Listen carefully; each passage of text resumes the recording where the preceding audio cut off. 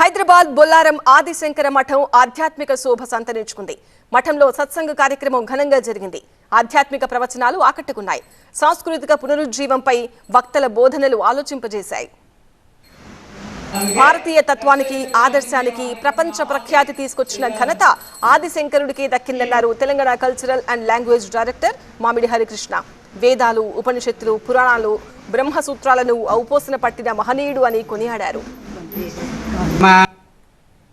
ఆదిశంకరాచార్యుడు అతి చిన్న వయసులోనే అక్కడ కేరళలోని కలడి ప్రాంతంలో జన్మించి పూర్ణా నది ప్రాంతంలో ఆయన వేదాంగాలన్నింటినీ అభ్యసించి వేద జ్ఞానాన్నంతా కూడా ఔపోసన పట్టి ఆ తర్వాత భారతదేశం మొత్తం మీద పాదయాత్ర చేసుకుంటూ భారతీయ తాత్వికతని, భారతీయ దార్శనికతని, భారతీయ ఆధ్యాత్మిక చింతన వారసత్వాన్ని ప్రపంచానికి చాటి చెప్పాడు.